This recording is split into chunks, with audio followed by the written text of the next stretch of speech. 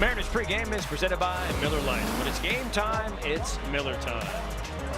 As we get you set for 3 games against the Cincinnati Reds, and that means Gino is back. Hello, buddy. Yeah. How's it feel? It feels great. Feels great to have you back too, my friend. Game 1 of this series as we go back to the Giants series. Mariners take games 2 and 3 on Saturday night. A little drama. Bottom 10, Julio sack fly. Robles able to walk in easily, and the Mariners walk off. But remember, Julio just off the IL concussion list, so take it easy on him. And yesterday, a good team win, good pitching, and Munoz closing this one out 6-3. He just needed 9 pitches for his 17th save. Mariners win the series. They get to dance. They've won 2 straight. Hopefully that will just continue as we take a look at the AL West standings as Julio hits home runs for us during batting practice. 100 games in, the Mariners 50 up, 50 down, a half game behind the Rangers. 3.5 clear of the Astros as we start to, I guess, scoreboard watch a little bit. We'll update scores from Texas and the Astros a little bit later on. Brad Adam with you here for the pregame show. Again, game 1, Reds, Mariners. We'll talk more about Gino, sure, but let's talk about another big moment yesterday, our Miller moment. 6th inning, pinch hitter Luke Raley. Oh, he got another changeup, and he loved it. His at-bat on Saturday, he got 10 changeups in a row. He thought he'd get another one. He did. That's a pinch hit home run, number 15, ties Dom Canzone for the team lead. That was not his first pinch hit home run. We go back to 2023, playing for Tampa Bay against the Giants in San Francisco. Watch this bounce. I mean, that is crazy. Outfielders had no chance on this one, and pinch hitter Luke Raley able to trot around the base. Well, he was running hard, but he could have just trotted around. He's inside the park, standing up. So 2 pinch hit home runs. 1 required a lot more effort. That was yesterday, and then Gilbert turns the ball over to these guys. And how about Bizzardo, Spire, Munoz? Just 1 hit, 1 walk. They dominated in 3, the 7th, 8th, and 9th innings, and Munoz closes this one out in style. Munoz, once he comes into the game, game's pretty much over. Ball game, that's how it ends. A bolt to finish it off. Pretty much automatic for this Mariners team. Been one of the best relievers in baseball. He got him at 99 miles an hour. Utter filth from Munoz. Definitely fun watching Munoz at the bullpen. We bring in our good friend, baseball analyst Ryan Rowland-Smith from the dugout. Hey, let's talk more about these guys. Who we're banking on by Global Credit Union is the bullpen. Let's start yesterday's 7th inning. Edward Bizzardo just been so valuable to this team and does it again yesterday, Ryan. Yeah, well, Brad, I think, you showed the standings just before, and I think that you got to remember August and September, it's going to be a little bit of a sprint here, and the bullpen is going to be crucial. Not just Munoz, but the depth of this bullpen. And look, Edward Bizzardo, he had a breakout year last year, and one of his biggest values is the fact that he can go back-to-back-to-back days, and the stuff is still the same. He's got that really good wipeout slider and that sinker right there. That was a difference last year, in my opinion, which put him over the top to be one of the most valuable pieces in the bullpen. But the depth with him, we saw Gabe Spire yesterday, and handing the baton off to Andres Munoz, who has been lights out as well lately. Yeah, let's talk more about Munoz. Saved 17. He pitched back-to-back. It looked really impressive. What have you noticed? What has been different for him, say, his last 10 outings or so? I think he's just found that new confidence and conviction. You hear these words all the time, but with him, it's on another level with the fastball. The heater he's throwing now, all of a sudden he's gone from 97, 98 to throwing 100, 101, barely. It's weird to see him now going 99. It just sets this pitch up right here, that slider. It makes it that much nastier when he's slider heavy, and he was that the last couple of years, man. Look, he can be good and he can be very tough to hit, as we've seen. He's an all-star last year, but his command has to be on point. But I think now he's got this newfound confidence with this fastball. His command doesn't have to be perfect, and when you have that slider in the back of your mind, man, it is so tough. And some of the swings you saw Sunday afternoon proved that. But again, this bullpen, Brad, handing it off to Andres Munoz is going to be crucial, and he has been really good. Hopefully he keeps this up next couple of months. You're right. It's going to be so crucial these last 62 games, no doubt about that. This team built around pitching. They got good starting pitching yesterday. You look forward to the key to the game, Logan Gilbert, and he delivered again yesterday. He's on a nice roll himself. Yeah, he is, and we always talk about, the best version of some of these guys. We talked about that with Bryce Miller. Logan Gilbert has found the best version, I think the best pitch mix. Again, we talked about Munoz with the fastball. What about Logan Gilbert? All of a sudden, he's gotten that new up in usage in regards to the four-seam fastball. And by the way, all the secondary pitches, the velocity's up on all of them. Why? He said this after the game yesterday, which was really interesting.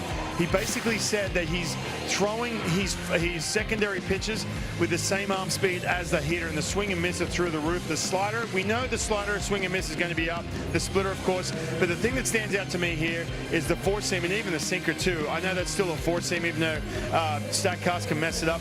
But the four-seam swing and miss and pitching inside the strike zone, being on the attack with that fastball, again, makes the slider and split so much better. He's kind of found that now. And I think, look, Brad, I think we need to be primed for Logan Gilbert to absolutely go off. And one more thing as well with him compared to last year. Had the elbow injury last year.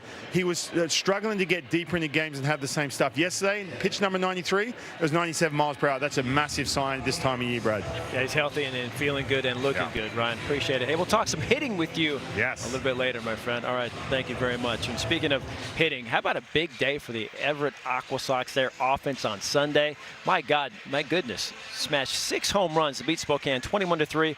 Every Aqua Sox scored at least 1 run. That is some offense. That included Felny Sellison, who scored 3 times on the day. And after the game, we learned that Sellison promoted to Double-A Arkansas. Shortstop with a .314 batting average. On base of .409 for Everett. He also slugged, crushing 13 home runs, 21 doubles. And now he moves on to Double-A and the Texas League. Congratulations to him. Yeah, we also mentioned the Aqua Sox hit those 6 home runs yesterday. None bigger than a grand slam from catcher Luke Stevenson. His first full season of pro ball after being drafted by the team last June out of North Carolina. We recently went up to Funko Field, stopped by, and had a chat with Luke to find out more about his goals for his first big league season.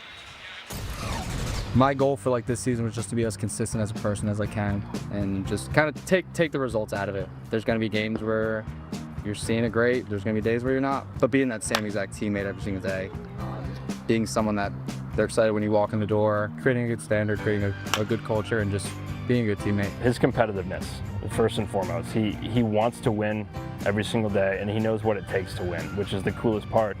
And he's extremely selfless in doing that also. He's not afraid to take a walk when he's at the plate. He doesn't feel like he has to be the one to always go up there, hit a homer, hit a double, do something to drive in every single run. He knows that if he can just take a walk and get himself on base, it's doing good for the team. I want to talk about Cal and Mitch. What did you learn from being around them? In college, I didn't call games, and being in pro ball, I called games. So I got his thoughts on like how he calls games, what he does, asked some questions about even how he lifts in the season. So I wanted to learn from the best. Whether I'm catching the lefty, righty, whoever it may be, if I'm just trying to be on time at the pitch and catch him in the pocket. When he's behind the plate, the leadership he brings to a pitching staff of guys that he's never known before this year, it's awesome seeing him go through a pregame pitcher-catcher meeting, kind of leading the way a lot in those of understanding what he's seen already. If we're later into a series, what he's seen from this team, how we can attack some of these guys, how we can use our pitcher's strengths to get these guys out. And so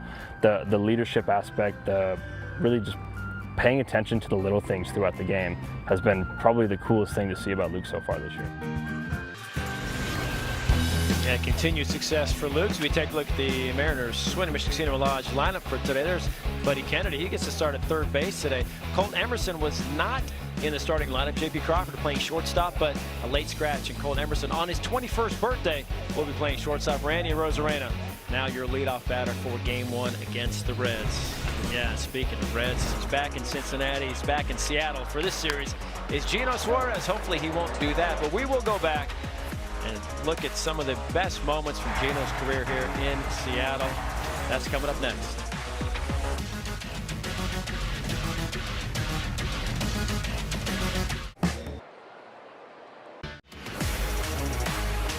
Mariners pregame is brought to you by Emerald Queen Casino. Country rock powerhouse Brantley Gilbert takes the stage at Emerald Queen Casino August 22nd. Tickets at emeraldqueen.com. And by your local Ford dealer, home of the F-150, America's best-selling truck for 49 years. And by LiUNA, the hardworking men and women of the Laborers Union, 48,000 strong. Let's take a look at the pitching matchup, Game 1 of the Saturday EQC pitching matchup. It's righty George Kirby, lefty Andrew Abbott. Abbott coming off a rough turn before the All-Star break. Meanwhile, George Kirby got things going. It's a nice break for him as well. 11 days in between starts, but he's got a streak of 5 consecutive quality starts going for him. That's a matchup in Game 1. Well, Brad Adam with you out here at the Ford Sports Desk. Well, last year, a magical run for the Mariners. We all remember that. The furthest they've ever gone. Game 7 of the ALCS. Let's go to Game 5 of the ALCS, though, right here against Toronto. Tied at 2 in the 8th inning, and a moment that Mariner fans won't soon forget. And the Mariners have the bases loaded with nobody out for Eugenio Suarez. Mariners have the Blue Jays on the ropes right now, trying to land a haymaker. Dominguez ready, the stretch. And again, the 2-2 on the way to Gino. Here she comes, swinging a fly ball, deep to right field. Lucas going back to the 1-8 track. Get out the right, run it, mustard, grandma. It is grand salami time. Eugenio Suarez with an opposite field. Grand salami. Mariners now lead the Blue Jays 6-2. Gino's second home run of the ball game. 5 runs batted in for Eugenio Suarez. It's the Mariners 6. It's the Blue Jays 2. And the crowd is going crazy here at T-Mobile Park.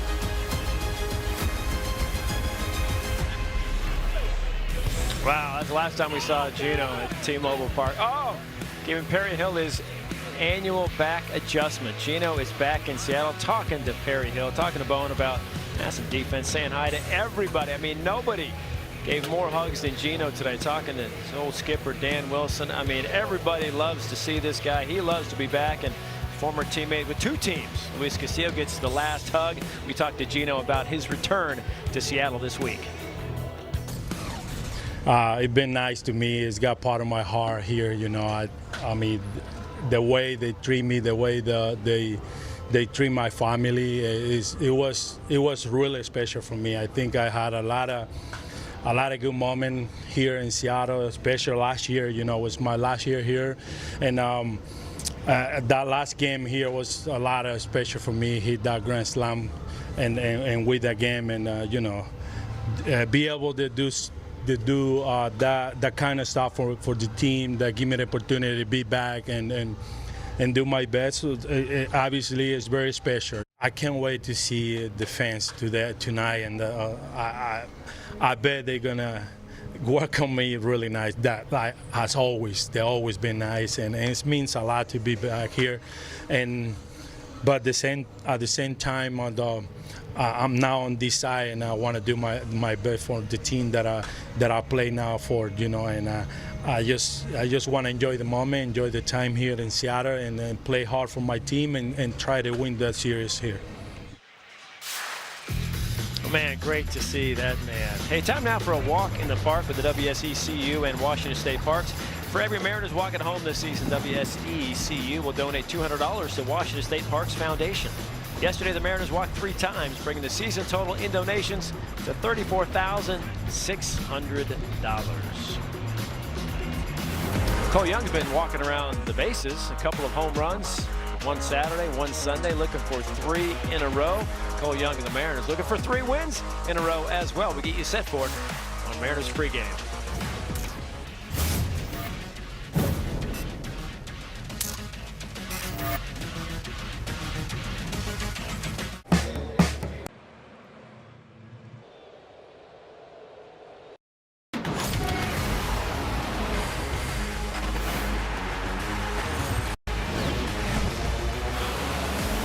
Mariners pregame is presented by Miller Lite. When it's game time, it's Miller time. There's Mr. Kirby getting ready to take on the Reds. It's been a minute since he's pitched, but again, pitching very well of late. 5 straight quality starts. The Mariners look to go over 500 with a win here today. We can turn any game into a keepsake with a commemorative ticket, fully customizable to your exact seat with special designs for the Mariners' 50th season and this year's biggest moments. Get yours today at mariners.com/commemorate. I love me some Cole Young. Swung right field on its way, gone, home run. Cole Young with a blast. Stay hot, Cole Young. Nothing but smiles from Young as he has given the Mariners the lead. Definitely Cole Young's been one of the hottest hitters on the Mariners. Most consistent as well. Played in all 100 games. Brad Adam with you here. As promised, we go inside the dugout. Bring back Ryan Rowland-Smith talking about Cole Young and some hitting. We're talking home runs and just kind of the overall season this guy's having, leading the team in RBI, Ryan. Yeah, the one thing with Cole Young, it's interesting. We were talking about this coming out of spring training. It was like, all right, can you handle plus velocity at the top of the strike zone? Check. Can you handle lefties? He's done all that. And also, one of the things that really stood out to me, he had a really tough month of May. Could he bounce back? And you're always going to have some of these slumps, but this is something last year he couldn't quite figure it out once the league adjusted to him. Will he bounce back? And now all of a sudden, for me, watching this next layer is watching these home runs is now that power stroke. Look, I spoke to him about a month ago. He talked about just keeping everything simple, backspinning the ball to right center field. And I'm telling you, now that he's starting to get that good feel with his swing, he's starting to let it in, getting that A swing off. Think about what he's been doing from the power numbers, especially against righties too. In the month of July, he has been hitting OPS in close to 1,000 and slugging close to 700. So you're starting to see a little bit more of that power. And Brad, if you're looking at this thinking, man, if we can project 20+ home runs from a guy who plays plus defense at second base, I'm telling you, this is going to be a huge, I'm not going to call it a win, but a huge bonus to this lineup in Cole Young. And by the way, he's going to start creeping a little bit further up the lineup as well. So really good to see some of the consistency you talked about, and also to bouncing back from, a couple struggles back in May. And he's absolutely killing it right now. 7th today. We saw him up to 3rd yesterday. So, yeah, bouncing it out and getting more opportunities. Ryan, appreciate it. Thanks, man. Talking some hitting with RRS. And how about most home runs by players 22 or younger this season?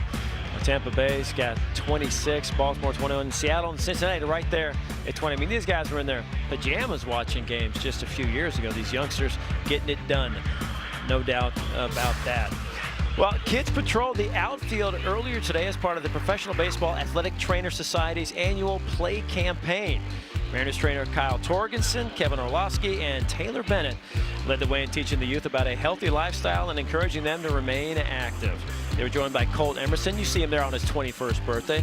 Nick Davila and Cole Young, that's right, led the drills. And he also signed a few autographs as well. There's Kyle. There's Mr. Cole Young helping out. Cool to see those guys talking to the kids. They're basically kids themselves. I love that. Great scene there today earlier at T-Mobile Park. And there's the guy signing some autographs for everybody. What a cool event for the kids. Nice it in there by players and the trainers here for the Mariners. Josh Naylor, how did he hit that ball? It was like an eye level fastball. He goes to left field for an RBI single yesterday. Mariners a really nice 6-3 win, looking to keep things going. We'll talk to the skipper when we come back.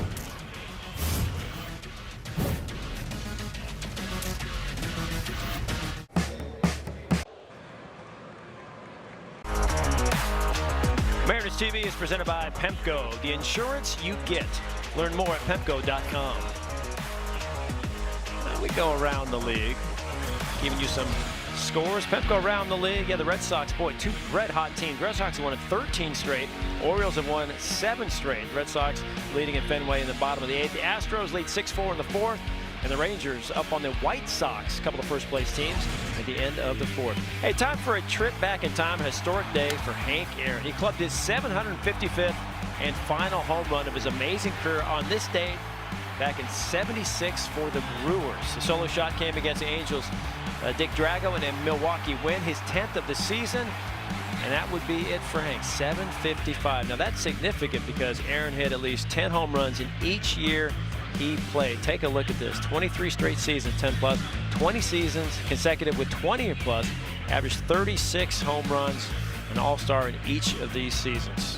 Fantastic. Hank, Hammer and Hank, definitely a Hall of Famer, one of the best that ever was. All right, Brad Adam with you here once again. All right, so the Mariners, again, 2 really nice wins against the Giants.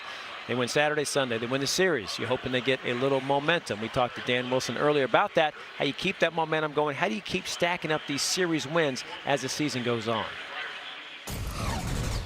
We just want to keep winning series down this, coming out of the second half, and the way we won it yesterday.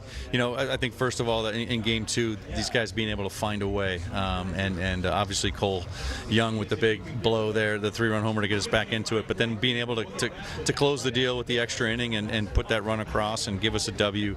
And then yesterday, I thought team contributions up and down, whether it was top of the lineup, bottom of the lineup, we getting guys on and we're able to get them in. Again, Cole Young with another big blow to kind of give us 2 more later in the ball game. But that's those are the kind of games that give you the momentum as a team, and seeing the bench, the energy that was here yesterday, that bodes well coming into this Cincinnati series. The Cincinnati series, obviously an important one for you, a fun one for you, former team, and you get to see former player in Gino at third base there. Gino's meant just so much for this team in a short time he was here. Just what's it like for you to see him back? Big hug. Gino.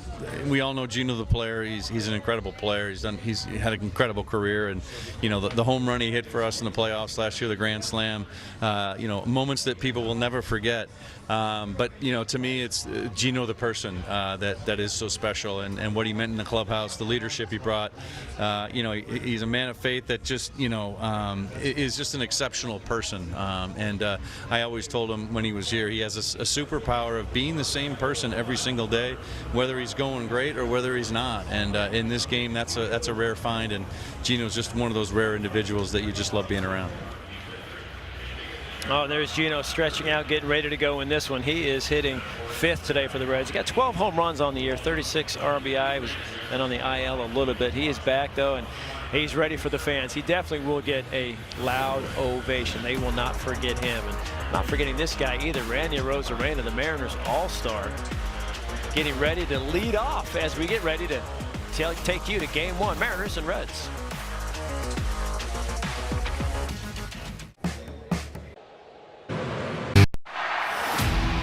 Major League Baseball welcomes you to the following presentation of the Seattle Mariners.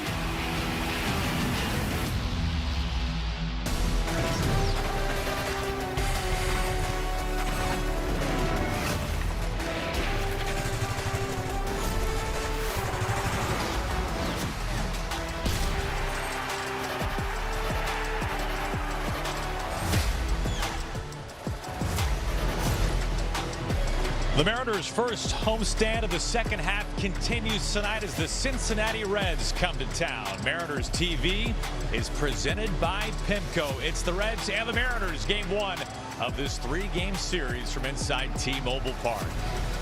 It's great to have you with us as always. Aaron Goldsmith alongside Angie Mentink. And Angie, a really nice way for the Mariners to start half number 2 of the schedule. A series win against the Giants, and yesterday some really great pitching and some timely home runs. It's just that easy. And this is what the Mariners really need to start doing, is stacking up series wins in the second half. We say in baseball, every team is going to win 50 games except the 2024 White Sox. And every team is going to lose 50 games. It's what you do with the other 62 games. Right now, the Mariners are right there, 50 and 50. What are they going to do with the last 62 games? Well, the good news is, historically, over the last few seasons, they've been very good in the second half. Yeah, they're hoping that continues this year as well, and somebody off to a red-hot start in the second half. It's Mariners second baseman Cole Young. He's homered in back-to-back games. Stay hot, Cole Young. He has been absolutely fantastic. We've been talking all season long about his ability to hit the fastball.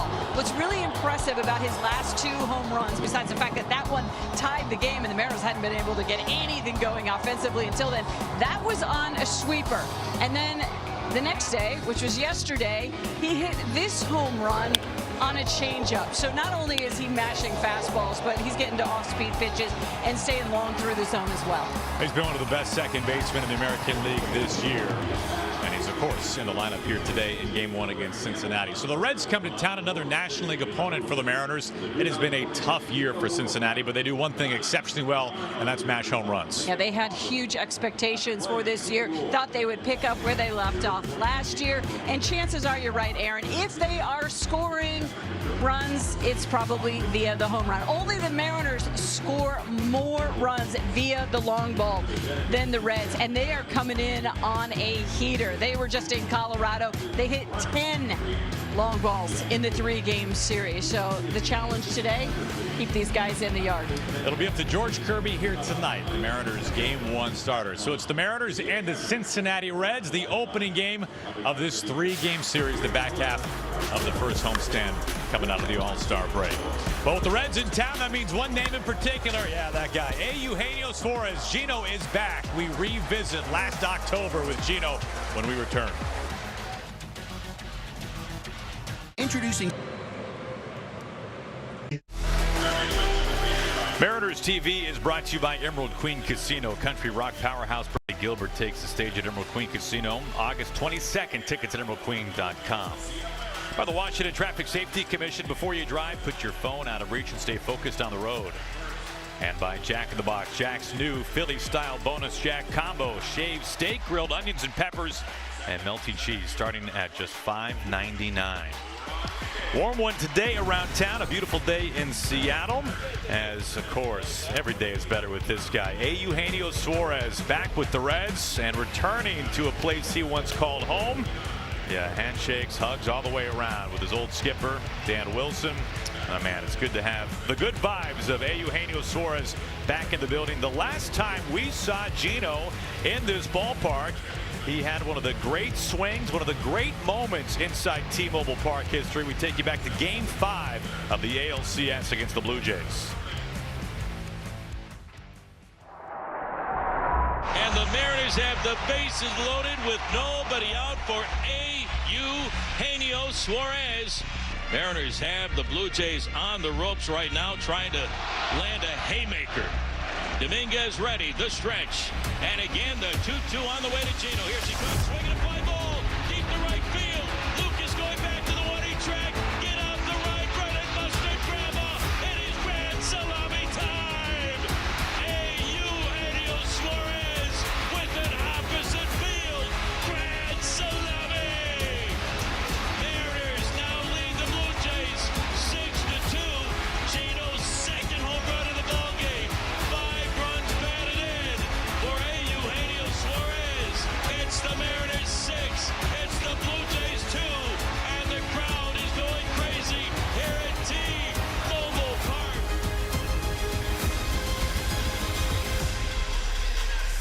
This place was shaking after that. That was Gino's last at-bat inside T-Mobile Park. It'll be up to this guy, George Kirby, to face Gino in this slugging Reds lineup. For more on Kirby, to the Ford Sports Desk. What's going on, Ivan? Yeah, look, George Kirby, he's been really good. I haven't seen him a whole lot in the last, 10 to 20 days, that's for sure. But he has been really consistent getting deep in the games. 2 things that stand out to me, Aaron. Number 1, the sweeper usage. Showing that pitch a ton. He threw it last time against the Marlins and especially against the Angels here. The other thing, too, when he can get that pitch down below the bottom of the strike zone, the ground ball rate can be through the roof. He had 8 ground ball outs against the Angels here at T-Mobile Park. I think that's going to be a big weapon. Why? Because the Cincinnati Reds, they've had a lot of struggles of late against breaking pitches, and that's the pitch that George Kirby feels really good about right now, Aaron. All right, thank you, Hyphen. He takes center stage tonight. Game 1 starter for the Mariners against the Reds and lefty Andrew Abbott. Mariners and the Reds. It's coming up next. It's the summer. Mariners TV is brought to you by your local Ford dealer, home of the F-150, America's best-selling truck for 49 years. By Holland America, the only cruise line offering an Alaska Glacier guarantee, Seattle's hometown cruise line. And by Steel, the official outdoor power equipment of the Seattle Mariners. What a glorious day once again here in Seattle. Game 1, Mariners and the Reds beginning this series tonight with George Kirby up on the mound. Now the Mariners right now trying to get back into first place with this weekend series looming against the Texas Rangers. The Mariners are just a half game behind the first place Rangers. We will keep you posted on that as tonight's game moves along. Well, when you think about the Reds, this is the first guy you think about these days and in recent years. It's 2-time All-Star Elly De La Cruz. Sal Stewart, an All-Star this year. You might not be quite as familiar with the young first baseman for the Reds, but he has been fantastic this year. He's matched 20 home runs. And you remember the name J.J. Bleday. How can you forget that name? the former outfielder for the Athletics, now with the Reds and having a pretty nice season overall. This is a lineup that does strike out quite a bit, but also hits the 6th most home runs in all of baseball. George Kirby facing this Reds lineup tonight, making start number 19 on the campaign. And he has been really good over his last 5 starts, Aaron, all 5 quality starts. And Ryan was mentioning that sweeper. He throws that sweeper over these last 5 starts. He's been throwing that sweeper more than any other pitch.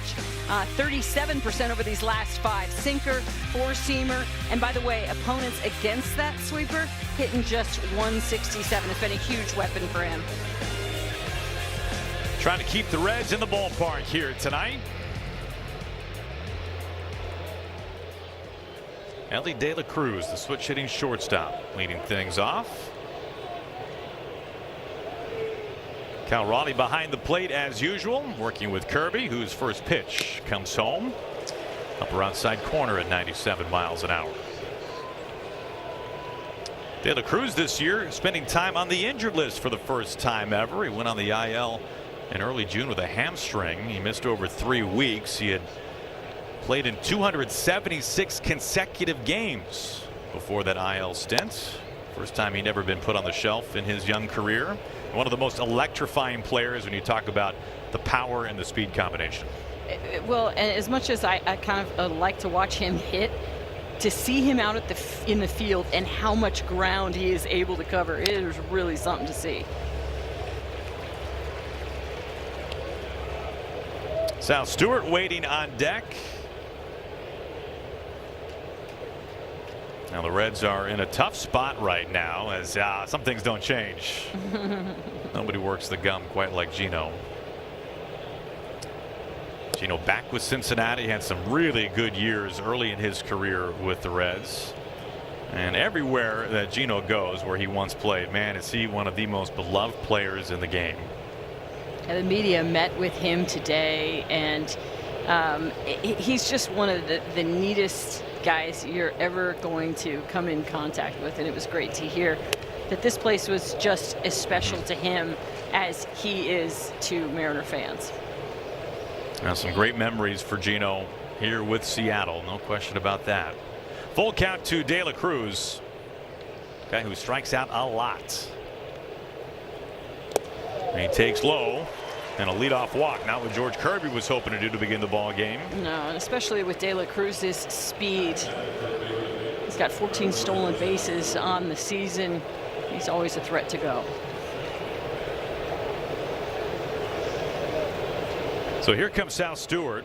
He made his major league debut last year, former first rounder by the Reds. An all-star this season in his first full campaign. 20 home runs. And he gets jammed and sends that floating foul, and Naylor nearly had it. Looked like that might have ticked off his glove even. I think you're right. Naylor covered a ton of ground and was almost able to corral this one just off of his glove.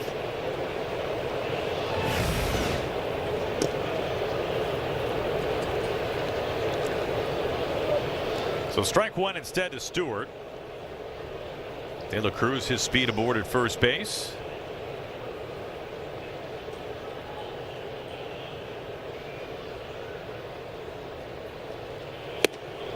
Now the Reds come to town having done a lot of that so far this year. They're kind of a boom or bust team in some ways. They've hit the 6th most home runs in baseball.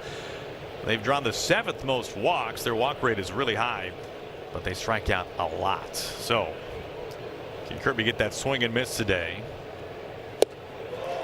And right on cue, there you go. Sal Stewart strikes out on 3 pitches. It's not a huge surprise that that combination exists. I mean, a lot of times when you homer a lot, you are going to strike out a lot. And we talked about that sweeper, and that's what Kirby goes with here for his first strikeout of the game.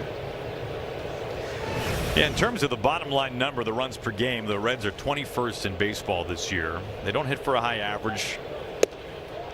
And despite the fact they do walk quite a bit, they are not a high on base team as J.J. Bleday climbs in. It really comes down to the home run ball for them in many ways, just like the Mariners.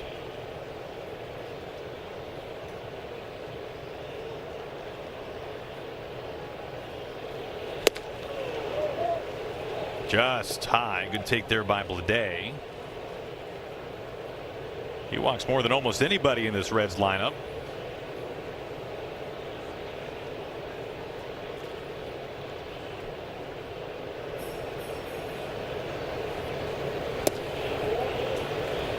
Two balls and a strike.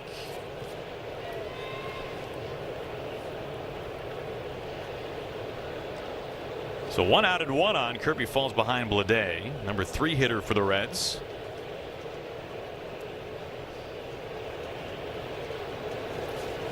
It's been kind of interesting how Kirby's season has unfolded if you break it into 2 halves right now. When he started the year, his first 9 starts, he was a nearly 60% ground ball pitcher, kind of out of nowhere. This had never been a part of his repertoire. It was one of the highest ground ball rates, as you can imagine, of any starting pitcher in baseball. It's been a much different story his last 9 starts as De La Cruz takes off, and the throw is wide. It just gets a piece of Emerson's glove, and De La Cruz swipes second base. We talked about Ellie and his speed out there, and you see that big leg kick from George Kirby, and if he's going to go up that high, if he's not going to slide step, he's not giving Cal Raleigh much of a chance to throw out a guy with Ellie's speed. So De La Cruz and his speed now in scoring position on a full count to Bleday. The funny thing about the ground ball rate for Kirby is, although it has regressed greatly, I think you maybe were hoping that the strikeout rate would have climbed more than it has. It's been pretty similar both before and after the first 9 of the last 9 for Kirby. All that being said, he has pitched well nevertheless. This has a little juice to it, but Julio is right there, well in front of the warning track, and that holds De La Cruz at second base, so out number 2. Julio and De La Cruz making eyes, staring each other down there. The 244s in the ballpark tonight. Gino would bat next. Spencer Steer climbs in. There is really a lot of thump in the top of this Cincinnati Reds order. Just no soft spots when it comes to power. Well, the top 5 all with double-digit home runs. Right over the heart of the plate at 98 for a strike to Steer. He is a name that has been talked about quite a bit as the deadline approaches. A possible trade candidate. There are not many right-handed bats out there for teams who are looking for that, and Steer very well could be one of them. On the ground. Over to third base. Kennedy's got it there. And plenty of time for round number 3. And De La Cruz and his speed stranded at second. Mariners TV is presented by Pimco. Mariners are coming up.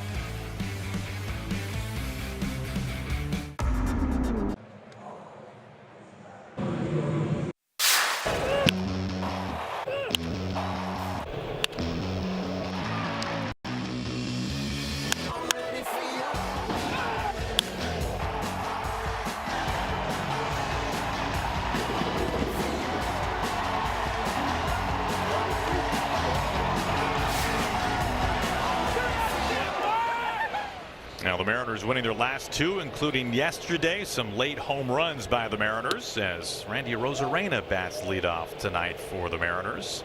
Mariners taking 2 games out of 3 against the Giants to start the second half. Tonight game 1 against the Reds. Lefty Andrew Abbott is on the mound tonight for Cincinnati. J.P. Crawford was in the original starting lineup and batting leadoff like we're so used to seeing, but a late scratch tonight. We have not been given the reason why, so because of that, Randy has been put at the top of the order.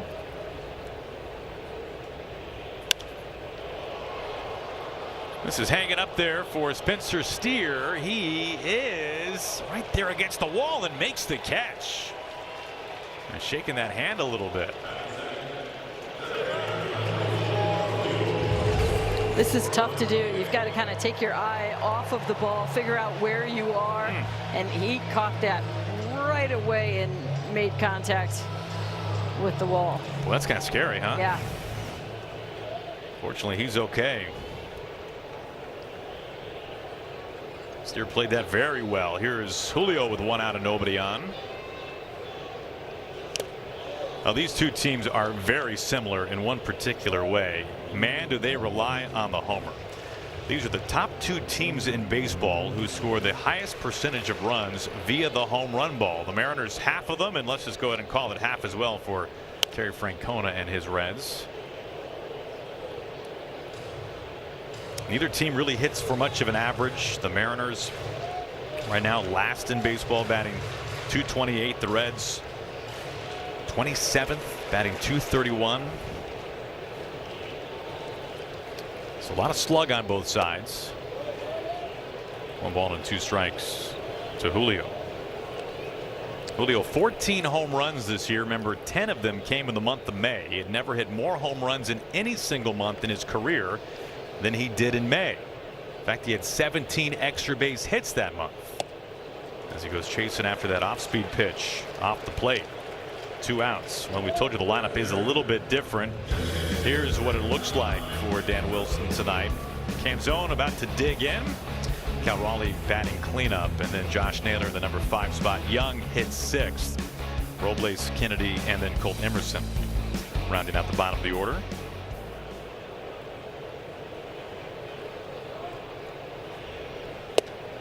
Bottom of the zone for a strike to Canzone.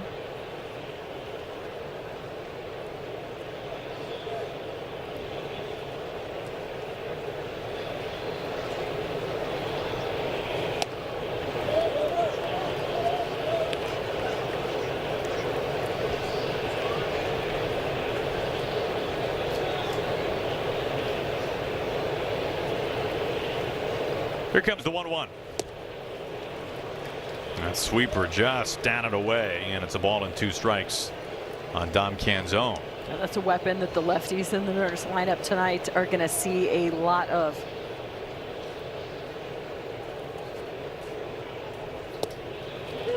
Gets the call. Let's see. A challenge coming here from Canzone. Pitch is called a strike. Batter's challenge. ABS powered by T-Mobile. This might be close. Let's find out. Wow. You know. I mean, that is such a hard pitch to call. You know, if you're Dom Canzone, because it's away from you. And, I mean, great call. Now make it hurt.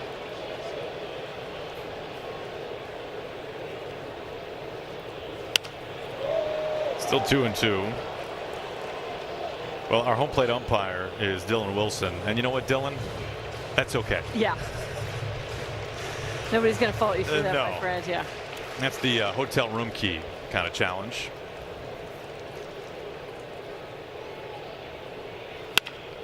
On the ground, right in line with the former Mariner farmhand, Edwin Arroyo. Side retired in order.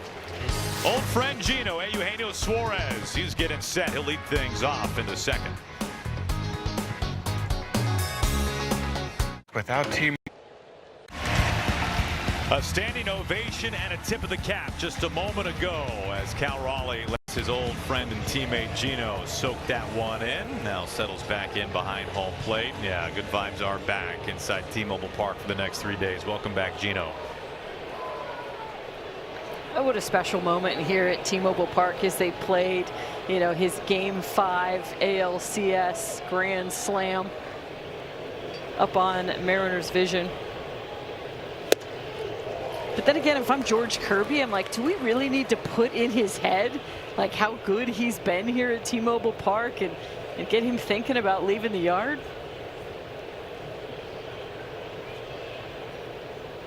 12 home runs this year for Gino as he takes upstairs. Yeah, his last at bat was that game-winning grand slam of the 8th inning against the Blue Jays in Game 5 of the championship series. It was his second home run that day.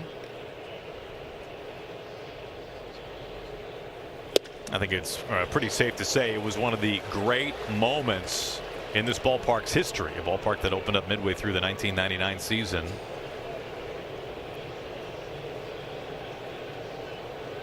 And again, he talked about that home run and that moment and what it meant to him in his career, the greatest moment of his career today.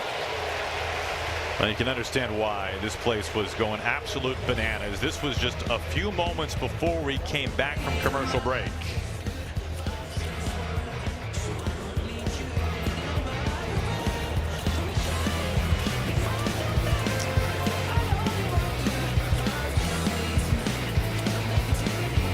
Well, he's simply one of the best people you can be around, whether you're talking baseball players or any other line of work. I just don't believe he's ever had a bad day. I mean, he is just sunshine. Good vibes only. It's the way he lives. So 1 out after the Geno fly out to right field. Here is catcher Tyler Stevenson. He spent his entire career with the Reds, a former first-round draft pick, 11th overall back in 2015 with Cincinnati.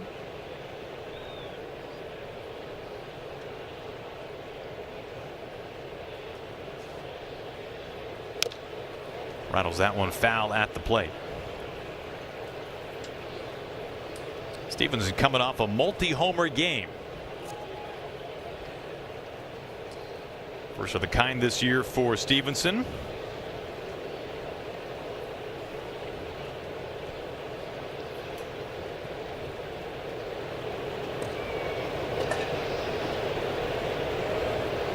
Two-one. Well located down and away. 2-2 to the Reds catcher.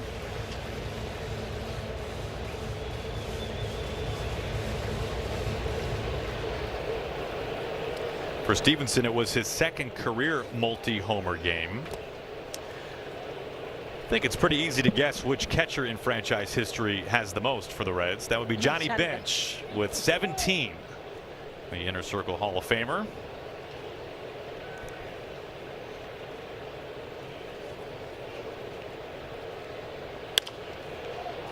And one of the great things when Cal Raleigh won his Gold Glove and his Platinum Glove is that the man who gave him that award was Johnny Bench. Right. Oh, that's right. And we all know the size of Cal Raleigh. And when we asked Cal what it was like getting that award from Johnny Bench, the first thing he said was, "That guy's handshake." This ball is on a line out to center field. Julio comes in and makes the catch. Yeah, you know you got a good handshake if Cal Raleigh's talking about it. Yeah. Not a surprise from Johnny Bench. 50 season celebration weekend is almost here. Ichiro headlines the Alumni Home Run Derby August 7th. The top 50 greatest Mariners are unveiled in a legendary ceremony August 8th. And fans can score an exclusive pin August 9th. Learn more, get your tickets, mariners.com/50. I was just talking about this weekend earlier today, and you know, I try not to be too much of a fan, but you just can't help it on a weekend like that with the names and the people that have played in a Mariners uniform over these 50 years, covering 30 of it. Because I started, you know this, when I was 12, Aaron. No doubt. Here's Myers, who takes just off the plate. It will be a really magical weekend here at T-Mobile Park. There will have never been anything like this done in franchise history, obviously, 50 seasons. But in terms of bringing back all the memories and all the people that you grew up watching and cheering for, it'll all be right in front of you. What a scene it will be. And I think it says a lot that so many are making the point and making sure that they are going to be here, that want to be a part, you know, that care so much about this organization. Fouled back to Cal Raleigh's glove. Second strikeout from Kirby. He retires the Reds in order. Hey, Kevin. Mariners TV is presented by PIMCO, the insurance you get. Learn more at PIMCO.com. Mariners open up the series tonight against the Reds. Cal Raleigh beginning the home second inning. And misses outside. Curveball floats home. Ball 1 to Cal. Mariners facing a lefty tonight in Andrew Abbott. ERA just over 4 on the season. He did not last long his last time out. Just 4 innings. Gave up 4 runs. Has had an issue with walks from time to time.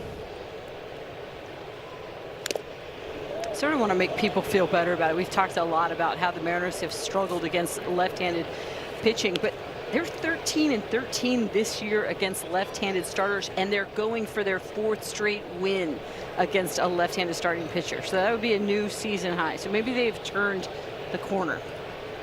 So they're finding ways to get it done against southpaws, Aaron. Well, it definitely was the glaring weakness for the Mariners for so much of this year. As they say, the cow goes around, so it's 2-2. Mariners are batting just .214 against lefties this season. It's the lowest average in baseball. Second lowest on base percentage of any team against lefties, and the lowest slug. Kind of an underwater swing there. De La Cruz gets to it, and there is out number 1. Let's take a closer look at Andrew Abbott. Well, he does not strike many out. Out of 54 qualified starting pitchers, he's 49th in strikeout rate. The walks, we mentioned a moment ago, that has been a problem. 49th in walk rate as well, and none of this is a surprise when you look at the fact that he just often does not get ahead and counts a very low first pitch strike rate. So you fall behind, end up walking guys and not striking many out. So the Mariners trying to take advantage of that after he fires a first pitch strike of course, to Josh Naylor. Well, you and I were on fire, and when I say you and I mean you, and just like putting things out to the universe and making them happen yesterday, Aaron. Oh, this has popped up. Key Brian Hayes, the multi-time Gold Glove third baseman now for the Reds, formerly with the Pirates, is underneath it. That's a game averages. Yeah. Every once in a while you hit on one. Here comes Cole Young. He has homered in back-to-back games. It's really strange to me, you know, the fact that he struggles so much with first pitch strikes, but he throws a ton of fastball. Top 10 in Major League Baseball in four-seam fastball usage. Well, four-seamer misses low. The insurance you get brought to you by PIMCO Insurance. How good has Cole Young been? Well, if you look at American League second baseman, he has the highest WRC plus of any of them, a 109. Ernie Clement, who started the All-Star game, Blue Jays, Chase Mydroth with the White Sox. So you think about what he has done overall this year. We've seen now double-digit home runs, 13 of them this year. Hitting for a respectable average. It's been a good year for Cole Young, to say the least. Yeah, and it's just amazing the jump that he has made from last year to this year. And I can't believe that anybody would have expected what we have seen. He's been so impressive this season in 2026. Takes in off the plate. A challenge coming here. Oh, this took long enough for Tyler Stevenson. He is an ABS monster, Stevenson, behind the plate. ABS powered by T-Mobile. He misses that one. Call confirmed. Cincinnati has one challenge remaining. Now, we're going to be seeing a lot of this the next couple of days from the Reds catcher. Look at this. Yeah. Of all the catchers in baseball, he has challenged the second most, and because of that, he's won the most out of anyone behind home plate. It's the best winning percentage. This goes foul. Only William Contreras of the Brewers, their catcher, has challenged more. So he's got the green light. Yeah.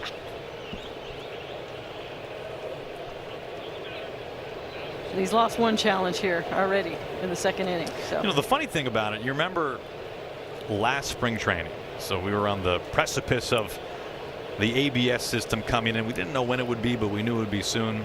Ended up being the following year, this year. ABS was a part of spring training as a way for the players to kind of get used to it, and for Major League Baseball to get some feedback from the players. And Terry Francona was very public and saying, well, we're not going to challenge at all. It's not a part of the game. And why would we do this when it won't happen when the bell rings in April? They didn't challenge. And now nobody's really been better at challenging than the Reds this season. They've been fantastic. So all it took was convincing Tito that it was going to actually happen, and his team has taken off. yeah, sometimes, you know, you don't engage and you just sit back and you watch. You can learn a lot. And perhaps that's what happened with the Cincinnati Reds last spring. 2-out walk to Cole Young. He is aboard. It brings up Victor Robles.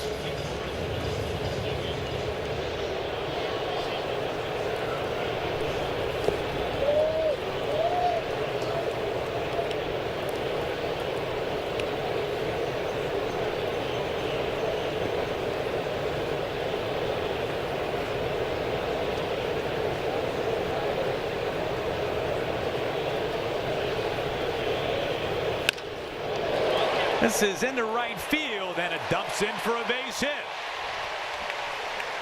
Robles serves that into right. The Mariners some 2-out traffic. Really nice piece of hitting.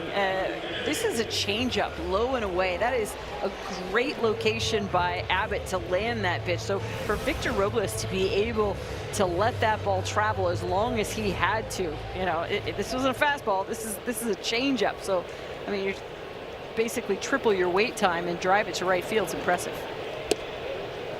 Buddy Kennedy is in the lineup today with the lefty on the mound. He's playing over at third base and batting 8th. Very close take there. Works out for him. Ball 1.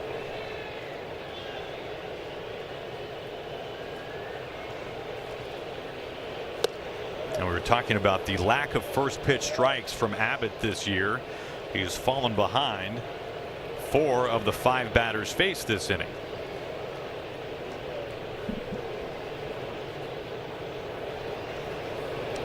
One. Guys, you're talking about Andrew Abbott and the struggles he had in the beginning of the season. Was an all-star last year, had such a huge year, sub-3 ERA, obviously making that National League all-star team. I think the margin for error is so much less when you don't have the strikeout stuff, when you're giving up a ton of fly balls. And I think when you look at, you know, first pitch strike percentage is around 64% last year, down to 58%. If you're getting in those counts and you're giving up a ton of fly balls, man, you better be perfect. And he has struggled, especially that you see that sweeper and that curveball. They just weren't the same. And I think he did have a turnaround. That was a little bit of a difference landing those 2 pitches. But man, the margin for error is so small. You'd think, Hyphen, in the ABS era that we're in now, that the guys who are working the corners, I mean, it has to be harder now, right? Because you can't expand a zone as the game goes on and earn a call. Yeah, it's definitely, and especially to, you know, if there's certain counts and you're a guy who, like Abbott, is in the same spot, he's away, barely pitches in, and you're going to throw that change up, then you're going to get those challenges that change those counts. 100%. It's way different. It changes that black area around on the plate. That's for sure. 2-2. And just off the plate, the changeup gets a swing and a miss, and Abbott's able to strand a pair. Out of the 3rd inning, George Kirby getting the ball tonight for the Mariners.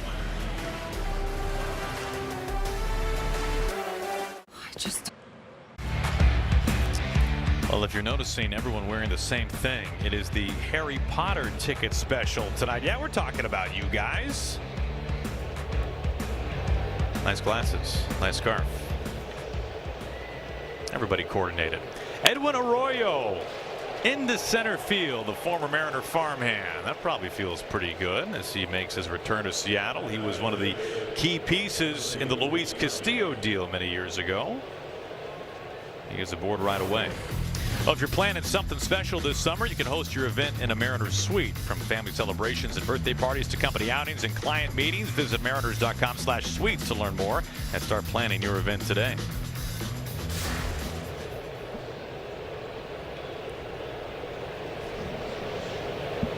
Here's Ke'Bryan Hayes. He lashes this into left field and 1 hops in front of Arozarena. So 2 pitches and 2 base hits, Arroyo and Hayes. Now the Reds in business right away in the 3rd as the lineup card turns over. This is a 2-seamer, and you see the location on this one, just thigh high. Right there, put on a tee for Hayes. He doesn't miss it into left. 108 off the bat. And those are 2 guys that Kirby really wants to take care of before this lineup card turns over. You were talking earlier about all the power at the top, and Arroyo, very young player, just recently made his major league debut. And then Hayes, not a good hitter at all, as that misses low. Firmly on the interstate, hitting a 138 coming into this game. Not a lot of power either, but you can understand because of that why Kirby is going to challenge him. So now you've got 2 on with nobody out for De La Cruz.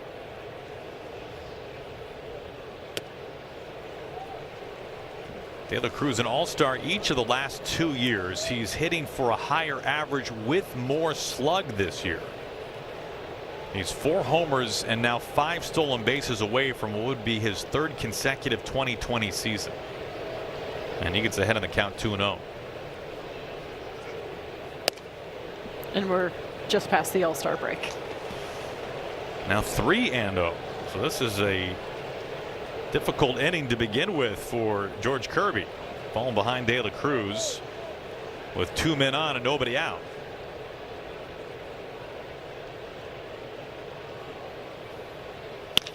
On the ground, Naylor's got it knee high, lobs a toss. That was kind of an odd throw. It was. I think Naylor was trying to be really careful with it. The bottom line is make sure you get that lead runner. And I think maybe Josh Naylor had to go over the lead runner. Didn't have that inside lane, had to sort of, wasn't quite able to get to the outside lane.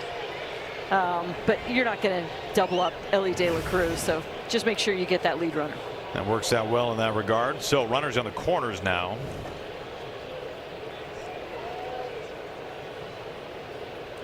The power of Sal Stewart. Kirby no doubt trying to be very careful with Stewart. 20 home runs to pace the Reds. Only Hall of Famer Frank Robinson has hit more home runs as a Reds rookie prior to the All-Star break. Robinson had 18 in 1956. This is foul. Rookie of the year that year? Well, since Frank Robinson won every possible award. Terry Francona called, and I'm talking Sal Stewart here, one of the most advanced young hitters that he has ever seen, and Terry Francona has seen a lot of them.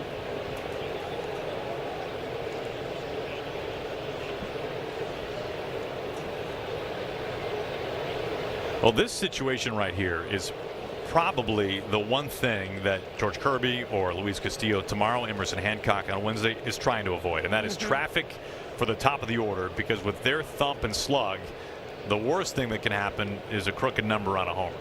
That's how they score runs. And he's doing a lot of it, this guy right here, with 20 pacing him. And on his hands, he popped him up into shallow right field, and Robles comes in to make the catch. And, oh, here comes Arroyo home. Dead duck at the plate. A little too aggressive, and Victor Robles was ready for him. Arroyo just runs the Reds right out of the third. From the Well, this one's worth another look. Here's how the top of the third came to an end. Yeah, four-seam fastball that jams Stewart. This is shallow, but hey, they make Victor Robles make the throw, and he's like, what are you, crazy? I mean, he throws a perfect one-hop strike that Cal Raleigh can easily handle and make the tag. Well, right as we were saying, this was kind of the worst possible scenario for George Kirby. You get the first 2 men on base, and you're facing Sal Stewart and all that thump. Now the Reds give Kirby a gift. And a double play. And Sal Stewart's like, come on, man. Like, are you kidding me? Thanks, Arroyo. Now I hit into the double play. Well, nice heads-up work there by Victor Robles, and a strong throw. Colt Emerson leading things off. On the ground, quickly skipping over to Sal Stewart. He's got it. One away. One time through the order for Abbott. And then here is Arozarena for the second time.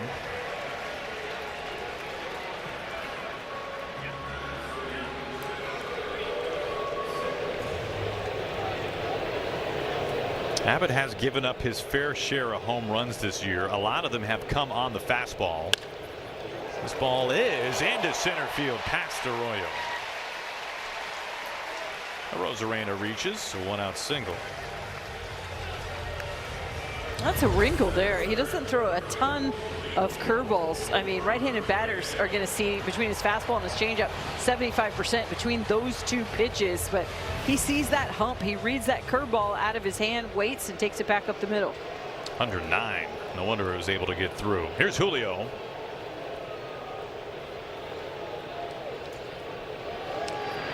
Well, of the home runs, the majority of them have come on his fastball. In fact, there are not that many starting pitchers in the majors right now who have given up more homers on a four-seam fastball than Abbott. He's given up a dozen homers to right-handed hitters. As Julio takes that down. And again, we talked about it. I mean, very few pitchers in the league throw more four-seam fastballs than Abbott. He is in the top 10 in regards to that. Be ready for it. Get the foot down.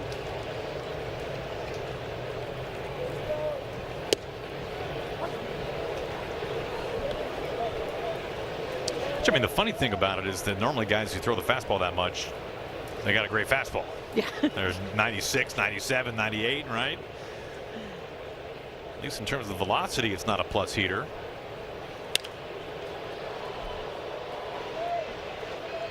No, but when you have a changeup that's effective as his, especially to those right-handed batters, and again, he throws that pitch, the changeup 25% of the time almost to right-handed batters, that fastball is going to play up a lot more. It's going to get on you quick.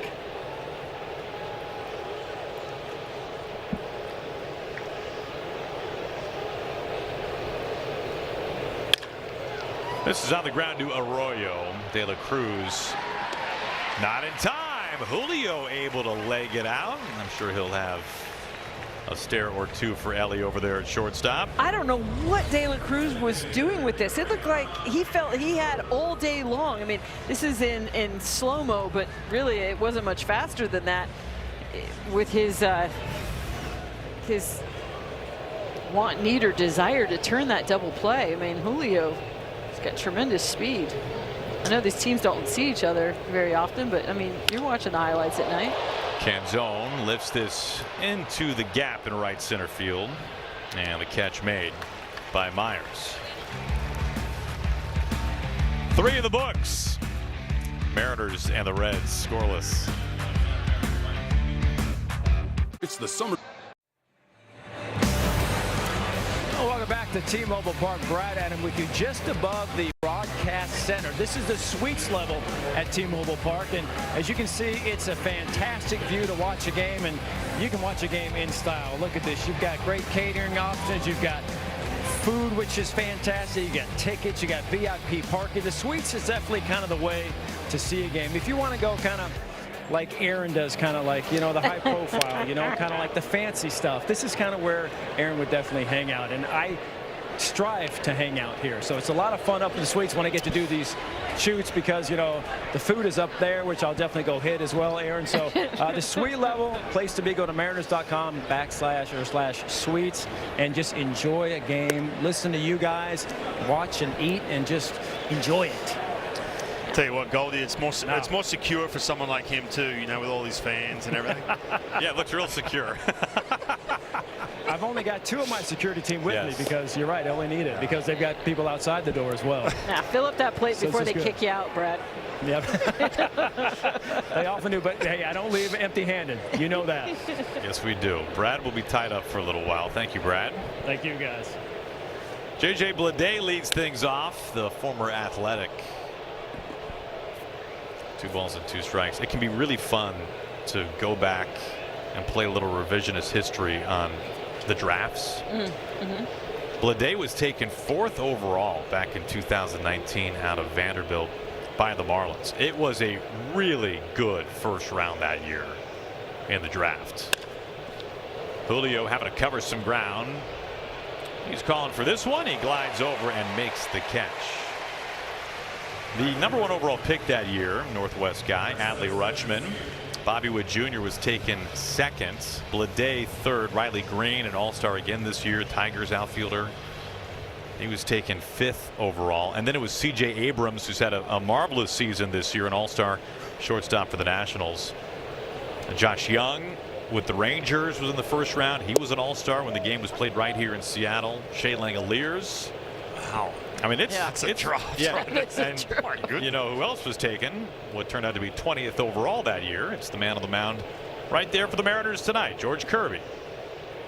That is kind of the wild thing about the draft, right? Everybody obviously, clearly would love to have as high a pick as possible, and yet George Kirby was the 20th pick in the draft, and I think there are a lot of teams, I'd like to have George 29 Kirby. other ones right now, that would love to have George Kirby in their rotation.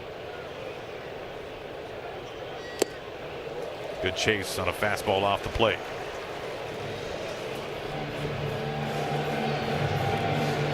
It's kind of funny how those things work out sometimes. Yeah, that draft is loaded, but I mean, we've been spoiled, as you guys know, and well aware of how good our drafts have been the last half a decade and more. I mean, we've been pumping them out.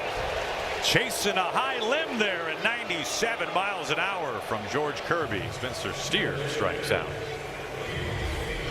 Well, this is just gas up above the zone, and Steer has got great bat speed but can't catch up with this one. That is 97 above the letters. Now, speaking of the draft, the Mariners' first-round draft pick Ace Reese will be at the ballpark tomorrow. He's going to take batting practice and, well, try to hit him over the wall, put on a show. Here's Gino with 2 outs.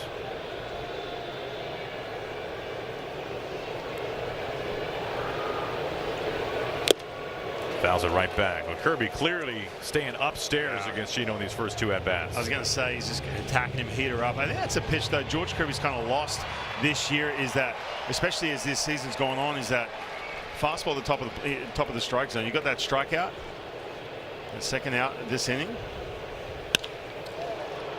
Randy has it come right to him. Kirby retires his side in order.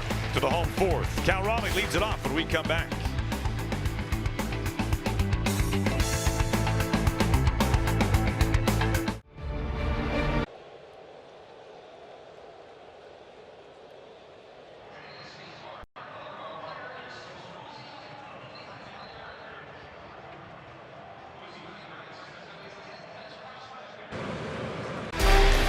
Tonight's Smile Moment is brought to you by Delta Dental of Washington, supporting healthy smiles across Washington. Yeah, Randy catching that final out and making friends out there in left field. Randy Land is wherever Randy is. I think at the end of the year, Randy just gets an invoice from Major League Baseball. Because I think you and I have talked about this before. I think like the average number of baseballs is like 117 or something like that they go through in a game, unless Randy Arozarena is in that game, and I think that probably doubles. Cal Raleigh leads it off in the bottom of the 4th inning. No score. Game 1, Mariners and the Reds. Can we live workshop something here? I know everyone in the truck is listening, as Cal's feeling that one a little bit. Can we ever do a broadcast where we track? Just isolate. Can we get an ISO on Randy the whole game and get an actual firm count as to how many foul balls he throws into the crowd? I think that'd be a good bit. Come be an intern for Mariners TV and count the number of balls that Randy throws into the crowd. Now, Cal needing a minute after feeling the effects of this. Wow. It's always right above. Right above, right below.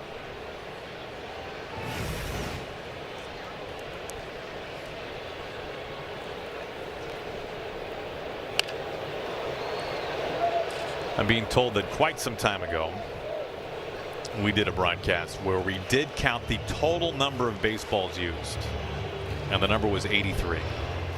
In the game. In the game. And Randy was part of that game? No, this was I see. Okay, eons ago. Yeah. Decades 20 back. years ago, that number is no longer anywhere. 100%. Yeah. Don't we think that it's substantially more now? Yes. Oh, 100%. For sure. Yeah. I mean, if somebody breathes on the ball, they're throwing it out. You're so right, and Ryan, maybe you could answer this better. I don't even know if pitchers nowadays would know what to do with the scuffed ball. That's a great point. I'm not going to name any names here, but I had some pitching coaches who were literally teaching guys holding summits, basically how to work with that scuff on the ball. But it's kind of that lost art. It really is. But to keep it simple, it's one of these ones. If the ball has a scuff on it, and for Andrew Abbott, he's a lefty. If he wants that ball to run to the left, run away from a right-handed hitter, you have the scuff on the inside, so the scuff towards Cal Raleigh, and then the flip. And if you want to cut, you put the scuff on the outside. Sweeper below the zone strikes out Cal Raleigh. That's exactly what pitchers need, is to just be a little bit more nasty with the baseball. There's just so many cameras on you nowadays, and like we've talked about, the balls are just going in and out. Like, there would be almost so much attention on you if you were trying to doctor the baseball in this day and age versus, 20, 30 years ago. You didn't keep a nail file inside your belt buckle, Hyphen? A little piece of Remember, sandpaper? I played for Phil Necro and Joe Necro, remember? I had lots of conversations about the file in his back pocket. Back pocket. Goldie, I didn't, but I did have a teammate, again, not naming names here, used to sharpen his thumbnail till it was like a point. And he would sit there and he said, hey, listen. Pitch is called a strike, batter's challenge. Wait for this ABS challenge. Naylor challenging this, hoping to flip it to a 1-1. And it is a strike. Call is confirmed. Seattle has one challenge remaining. Now, this was pre-pitch clock days, but he said, hey, the longer that hitter takes to get in there, the more the ball's going to be scuffed. He would just keep cutting away at the ball with that thumbnail. And I'm telling you, when you saw it up close, it was sharp, man. It was amazing. Well, I know, guys, catchers will have maybe like something sharp on their shin guards, and as they go back to throw the ball, they'll just kind of nick it on on something sharp on their shin guards, and there's all sorts of ways, but got to be good and quick.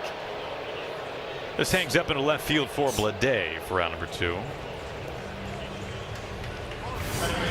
On Saturday, August 1st, the first 15,000 fans will take home a 50 Seasons themed Aloha shirt thanks to Fred Meyer, the perfect giveaway this summer. Mariners.com/tickets. I saw Jose Ferrer walking through the dugout the other day rocking that shirt. He has not taken that shirt off. No, he was playing catch with it today. He's worn that back-to-back days. All right, well, if you want to be like Jose Ferrer. And by the way, I talked to Freddie Llanos before the game. And he's like, he saw me in it, and he wanted, he wanted in on that. Freddie, our annual Aloha shirt model, Mariners interpreter, and one of the top members of the Mariners baseball information department. That's what Jose looks like dressed up in business attire. He might have that shirt underneath the uniform top. Who knows?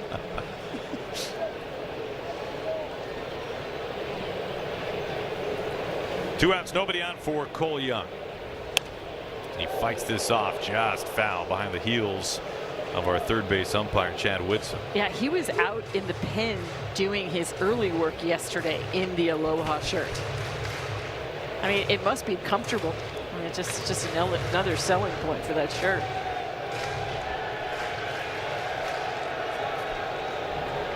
Yeah, a lot of these promo shirts, they get a lot of play pregame, don't they? Like the Julio sleeveless. I know, but isn't it crazy what the Mariners end up like? How about the Hello Kitty bucket hat? Right.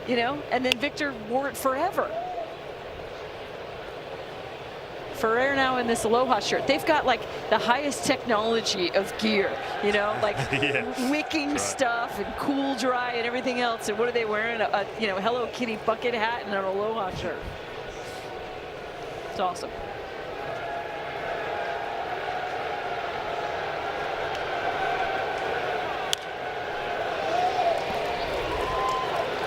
Still 1-2 on Cole Young. Speaking of attire, have you guys noticed that it seems like there are a number of Mariners beginning to wear actual stirrups? Yeah. Yeah. Cole Young, I believe. Josh Naylor yesterday? Yes. I think Cole, and you can't tell on the lead leg there at the shin. Good takedown and away, but we've got some actual stirrup action happening with these guys. Right? Yeah, and it's old school, so I'm happy to see that they've got the big part in the back, because I've seen guys with the big part in the front, and it doesn't work. It doesn't look right. It is center field. Myers settling underneath it. We got a pitching duel so far here tonight. Nothing but zeros. Abbott, the lefty. Kirby, the righty. Hanging zeros through 4.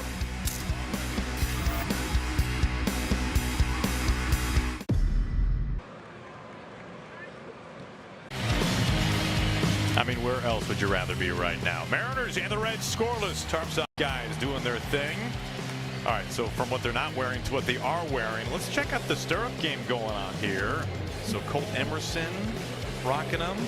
We got Josh Naylor with the Jordans on over at first base, rocking the stirrups as well. And we're just talking Cole Young. So we've got something going on in the infield.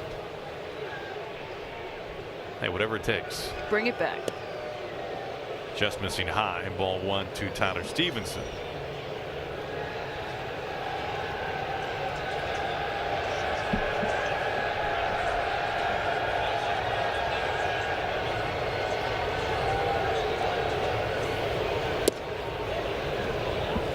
Pretty close to the corner. A couple of near misses, and Kirby's behind 2-0.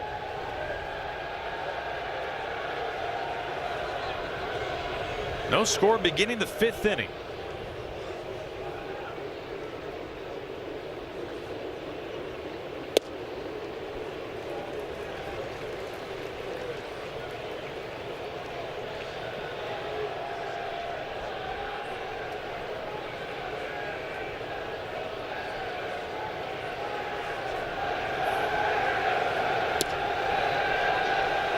Boy, if you want to talk about 3 pitches that have combined missed by less than an inch, we've seen it in this at bat. UKC Tracer showing that just missing the corner. Some close takes in this AB for Tyler Stevenson.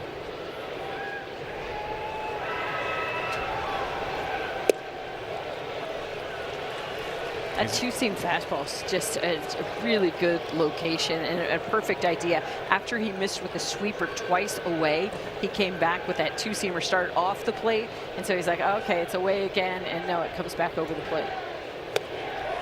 He gets a strikeout with a fastball up in the zone. Put Stevenson away. 4th punch out for Kirby. This is excellent job by George Kirby. His at-bat starts 2-0, and he works all the way back to come back and strike him out. And again, Tyler Stevenson, we talked about his ability to know that strike zone, and that one within the strike zone, 4-seam fastball at the top.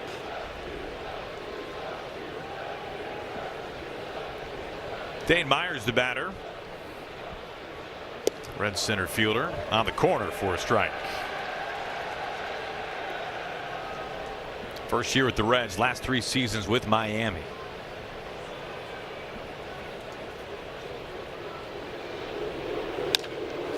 On the ground up the middle, Young sliding, a little double clutch and not in time. Myers too good of a runner, able to get there to cut it off, but a 1-out base hit. A message now from Hyundai. Enjoy your new car. Thanks, gotta run. Okay, bye. Deal so right, it almost feels wrong. The Hyundai Getaway Sales Event.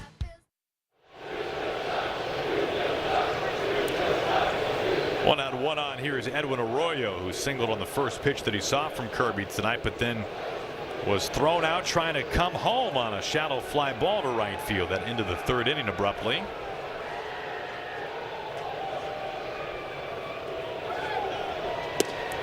Myers trying to take second, and he will.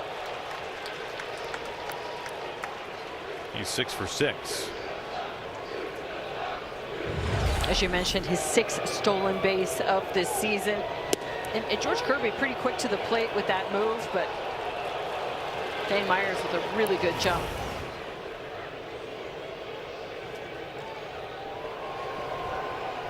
Oh, and 1 meanwhile on the switch hitting second baseman Edwin Arroyo.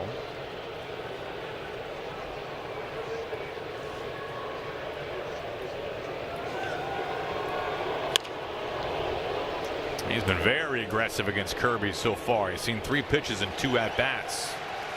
Arroyo flies out, 2 away. Myers has to stay put. And that brings up Ke'Bryan Hayes. And as we talked about, the bottom of this Cincinnati Reds order is a big focus for George Kirby, and to keep that traffic down to a minimum as things flip over for Elly De La Cruz at the top. And if Hayes reaches, De La Cruz would be next.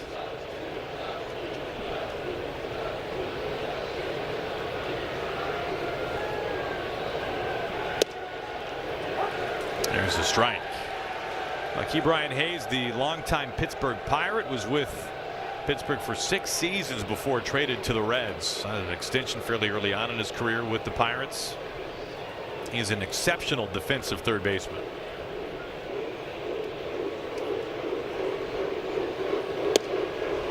Just off the plate, and Kirby wanting to challenge this. I don't know about this one. We'll find out.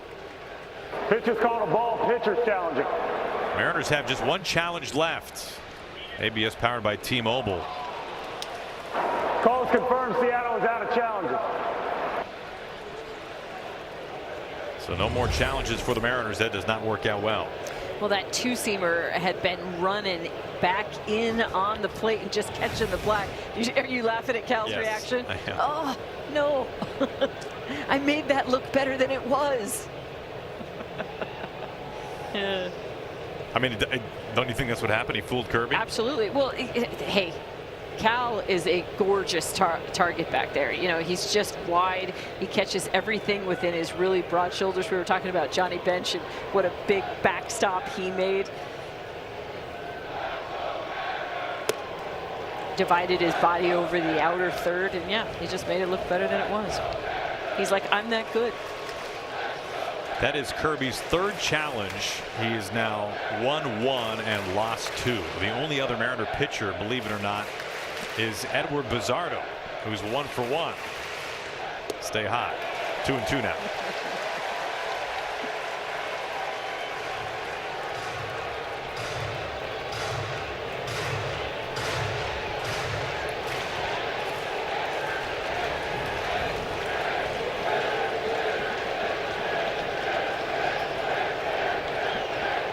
Kirby on a 2-2.